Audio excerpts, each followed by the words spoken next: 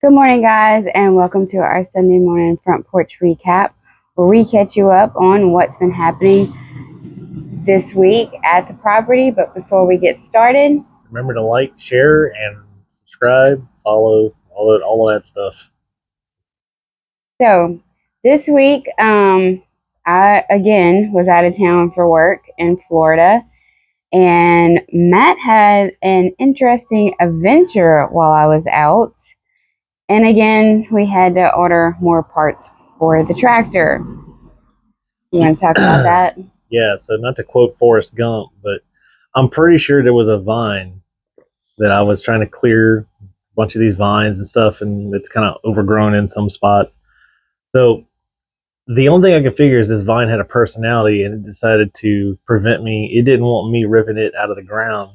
So it jumped up and snatched the oil dipstick out of the side of my tractor with vengeance. So turns out, How'd you notice it again? the only reason I noticed it was because I looked at it, I was like, man, that tire is awfully shiny. It's like, and it hadn't rained in a couple of days. Like, what did I hit that's wet? And then I looked down and I could see oil literally shooting out the side of the tractor. And I'm like,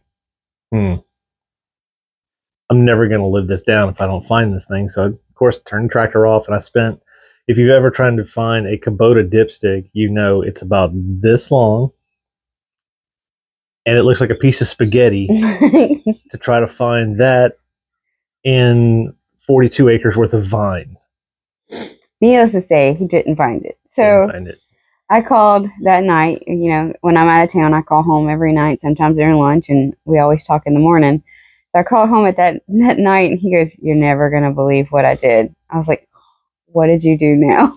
Yep. So luckily, again, I called, and there was a couple different places. I called, one place in Brookhaven. I called one place here in our town of McGee, and everybody was telling me like, "Yeah, we can get you one, but it's going to take about 2 weeks to get it here." And I'm like, "We don't have time for the tractor to be down. I can't be down for 2 weeks." And so again, I decided like, well, let me just call our guys over at Parish Tractor, where we bought the tractor in the first place. And I mean, you should have known to call them first. Should have just done that in the first place. But I called and talked to them, and they were like, "Yeah, man, we can get you one here by Thursday." I'm like, "Oh, next week?" And they're like, "No, like in 2 days." And this was Tuesday, wasn't it? Yeah, it was Tuesday. And so I was like, well, let's do that.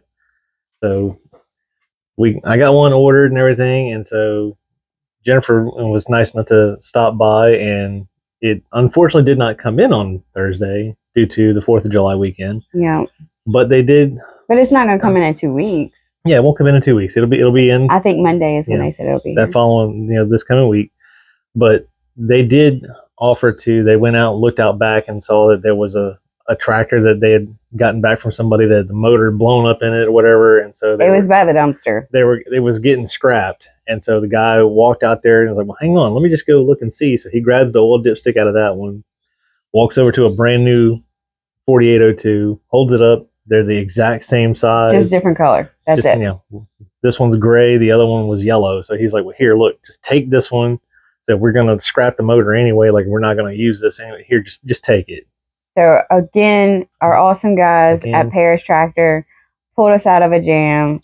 I mean, some amazing people out there at Parish Tractor in Hattiesburg. So love those guys. Yeah, they saved the day again. Yes. So we're gonna change. We changing the oil and new dipstick and all that because we don't know how much oil he lost. But so thanks to those guys for making our 4th of July work weekend happen. Because without y'all, it wouldn't have happened. Yep. Let's see what else happened. But we also this week, actually, I think it was yesterday. on the 4th of July, we decided she really wanted me to quote unquote. I want you to go off script and go try to go find the back corner. Honestly, it didn't take much encouraging to have you just ADHD brain go crazy. It was completely. She just pointed and said, "Go find that spot." I'm like, okay. And so she's thinking that, well, he just didn't cut like a straight line. Like it's all like winding paths and like it goes down here and then up here and all that. And I explained to her, said that you have to understand, like from a straight line perspective, yeah, it starts off great, but then there's like a 6-foot drop in elevation here. And then to go around that, well, there's a down tree that's, a 3.5 foot round tree that's just like, well, why can't you just push that? Like, well, the Kubota's pretty strong, but it ain't that strong. Let me ask you something. When you were doing all that, because I forgot to ask you this yesterday, did we have like another small little ridge across the back? Is that the way the elevation was? There's all kind of craziness going on with the topographical arena of that land. I think you just made a new word. It's not a new word, it's an old word. But anyway, so there's different, it's me cutting a winding, twisting path and everything all through here, but I managed to get to the back corner because we pulled it up on Google Maps, even though somebody was complaining that the way I cut it, she couldn't follow behind on the four-wheeler. No. So, well, no, you left all kind of sticks and sticking up. I'd have ripped the bottom of your four-wheeler, and then I would have never heard the end of that one. For real. So I walked it. But anyway, so we found the back property corner, and so I started. Tell about your mug though. Oh, okay. So I built a magnetic jug holder for like my big water jug. So instead of carrying just like a water bottle, I can carry like a big 64-ounce water jug, and I'd put like one of these like heavy duty 100-pound magnets on the bottom of it, and screwed it down, and man, it was working. It worked great. For what, 3 days? 3 days, right up until the point when I started going through thick brush and trees and trying to knock stuff down. And I was just sitting there, just mulching right along, not even paying attention. And all of a sudden, I was like, man, I'm kind of thirsty. And I look over, my water bottle's gone. The magnetic base that I built for it is gone. So, of course, I turn around and look, and in the trees behind me, where I've already mulched, I see something blue, which is, I had a blue water jug. And so I'm like, man, that looks bright blue. You couldn't miss it. That looks kind of almost like mine. And so I put it, stopped mulching, got off the tractor and walked over to it. And sure enough, that mulcher will destroy whatever is in the way. So it completely disintegrated my water bottle, my magnetic base. So version 2 is going to have 2 magnets. But I'm also in the process of, that's what I'm planning on trying to do today, I've got some stuff because if anybody who knows me, like if I've got stuff that I can use as opposed to trying to buy or spend unnecessary money that I don't have to, I will try to engineer something with what we have. So I told her I would really like to build a canopy because I'm not sure if you noticed, but bald head plus sunlight all day makes Matt very mad, and we don't like that. So it makes Matt very sunburned. It makes me crispy, and I don't want to be crispy. So I'm going to look at building a canopy for the tractor out of some used materials that I have here. And I know my father, who will say that if it doesn't look good, we don't need to do that. But I'm going to make it look good. It's going to be the most swell looking thing. I'm going to put like an LED light bar across the front so I can actually turn the lights on whenever I'm working at night or in the dusk. There's going to be like an air conditioner on the side of it. It's going to be awesome. It's going to be open air canopy air conditioner. That's what it is. It's going to be the wind blows. It's going to be a 12-volt fan that blows straight down on you because I've seen a bunch of those. You're putting a fan on it too? Oh yeah, I'm gonna do this. I'm gonna do this in comfort. Okay, so we're having didn't know it was doing all that. Engineering at its finest. Okay. But we did find the back property corner, and I about had a heat stroke trying to find him. Because when he lost his water bottle, I decided he's out here with no water. I can't ride the four-wheeler. I'm going to go take him my big old jug water bottle so he can have some water out on that tractor in the heat. That's when I discovered that the track was windy and up and down, and I did find him. She forgot to mention the fact that like whenever I took off, I found the back property corner, so I decided, I'm going to cut across the back and go all the way to the front. Oh, and we found out the whole backside is all fenced. Yes, I did find there is an actual three-line barbed wire fence across the backside of the property going all the way to the main road. In good shape too. So that means we don't have to put up a fence on that side. So that's what kind of led me into rabbit hole of I'm just gonna start cutting this thing. So as long as I can see an eye shot of this thing, so I can still see there's a property line. That kind of lets me know, hey, where I'm following the right. Just keep cutting there, and I can cut our property boundaries. So I got about halfway through the property, Exactly halfway. which is about a good 20 acres in, and I decided, let me just cut it because I was, sweating.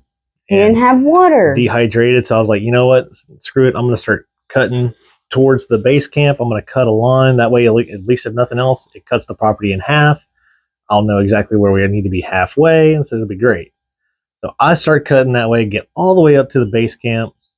She's not there. The four-wheeler's not there. And I'm like, I wonder where she is. She should be somewhere around here.